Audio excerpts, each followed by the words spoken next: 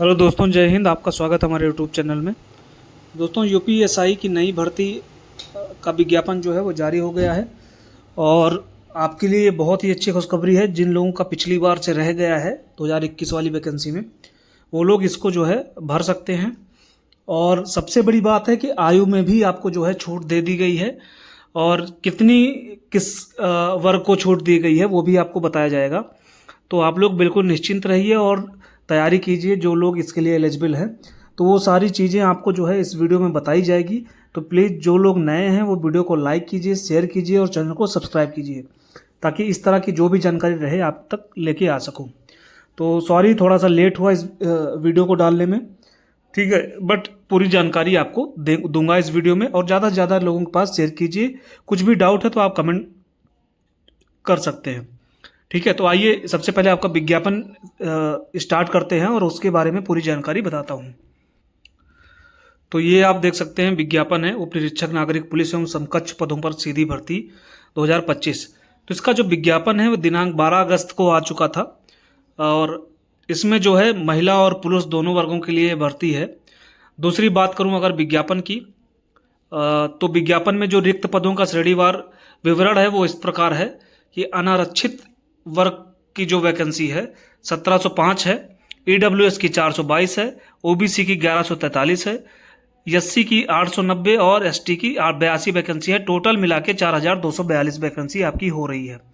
दूसरी बात करें पीएससी वर्ग में, तो पीएससी वर्ग जो है सिर्फ केवल पुरुष अभ्यर्थियों के लिए वैकेंसी है, जिसमें जनरल की 56 वैकेंसी, ईडब्ल्यूएस की 13, ओबीसी की 36, 28 अनुसूचित जात और एसटी की 2 वैकेंसी है। टोटल 135 वैकेंसी आपकी है। तो ये सबसे पहली बात आपको बता दूं कि जो पीएससी में है, प्लाटून कमांडर पीएससी या उप निरीक्षक सशस्त्र पुलिस के रिक्त पद हैं, वो सिर्फ पुरुष अभ्यर्थियों के लिए हैं। और ये जो आपका उप निरीक्षक नागरिक पुलिस का है, ये पुरुष और महिला दोनों के लिए है, ठीक है। थोड़ा सा जल्दी जल्दी आपको बताऊंगा क्योंकि वीडियो बहुत ज़्यादा लंबी हो जाएगी। सेम बात करूं प्लाटून कमांडर या उप निरीक्षक विशेष सुरक्षा बल में, तो आपकी 60 वैकेंसी है। इसमें भी सिर्फ पुरुष वर्ग ही भर सकते हैं। अभी महिला बटालियन है तो महिला उप निरीक्षक जो पुलिस है, नागरिक पुलिस की वैकेंसी है वो 106 भर्ती है, जिसमें महिलाएं सिर्फ और सिर्फ महिलाएं ही भर सकती हैं, ठीक है।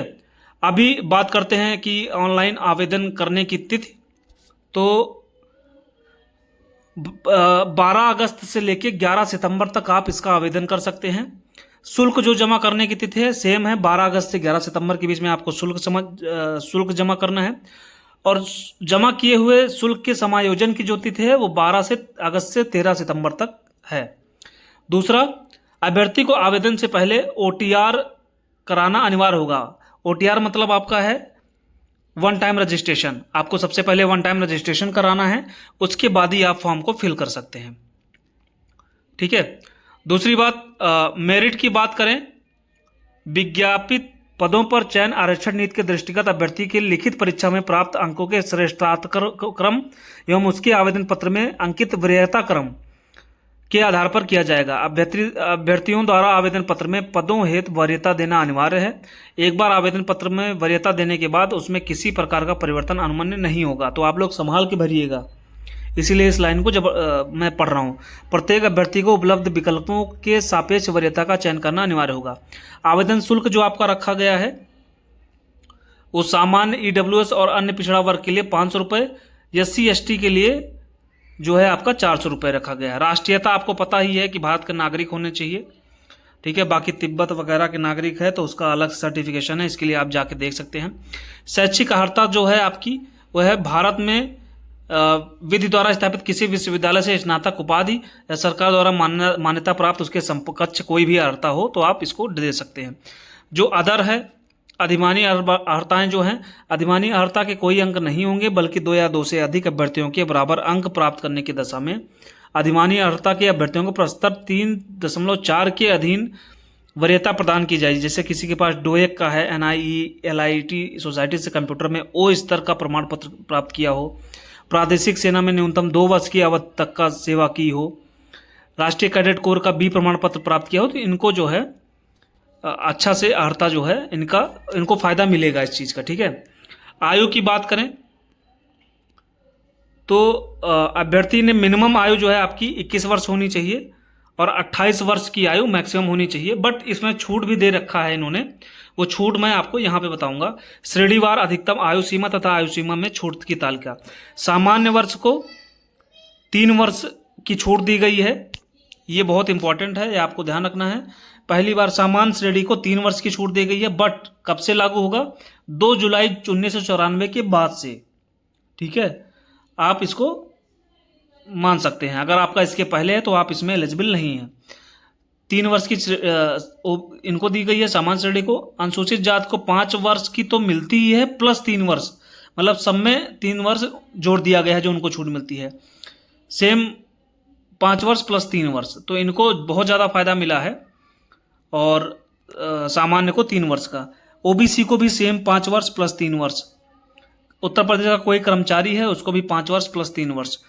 भूतपूर्व सैनिक है तो उसको 3 वर्ष से अधिक नहीं, 3 वर्ष की पहले भी दी जाती थी, उसमें 3 वर्ष ऐड कर दिया गया है। ठीक है, बाकी चरित्र प्रमाण पत्र आपका जो लगेगा वो देना ही है।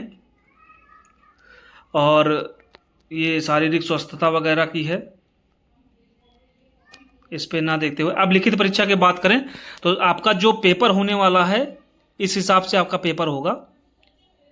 ठीक है, सेक्शन 1 जो होगा सामान्य हिंदी होगा, 40 अंक जो होंगे, 40 क्वेश्चन जो होंगे 100 अंक के होंगे।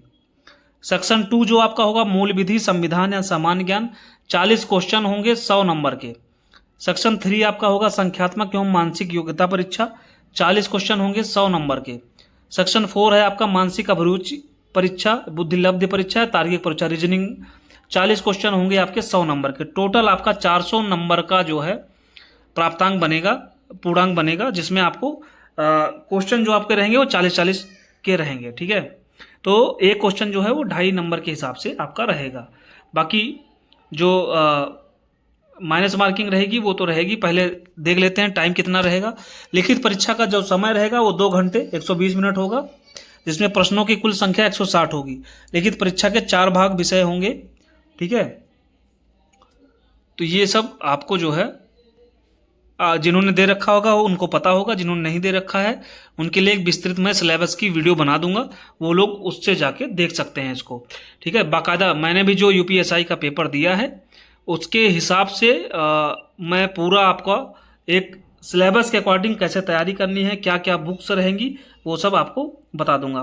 बाकी शारीरिक दक्षता परीक्षा जब आपका पेपर क्लियर हो जाएगा तो उसके बाद ही होगा, जिसमें आपको 4.8 किलोमीटर 28 मिनट में पूरी करना है और लड़कियों के लिए 2.4 किलोमीटर 16 मिनट में पूरी करना है। तो ये आपको ध्यान रखना है। बाकी लंबाई वगैरह आप जानते ही हैं, क्योंकि यूपीएसआई का पेपर भर रहे हैं तो आप लोग उसके हिसाब से आपको ये चीज़ पता ही होगा।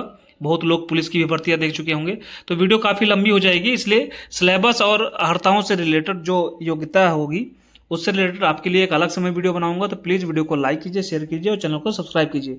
जो भी डाउट होंगे आपके आप कमेंट बॉक्स में कर सकते हैं। ठीक है, तो उसके लिए मैं एक अलग वीडियो बना दूंगा कि कैसे विस्तृत रूप से तैयारी करें और कैसे आपको उसका ज़्यादा फायदा, कम पढ़ के और ज़्यादा फायदा उसका मिल पाए। Thank you.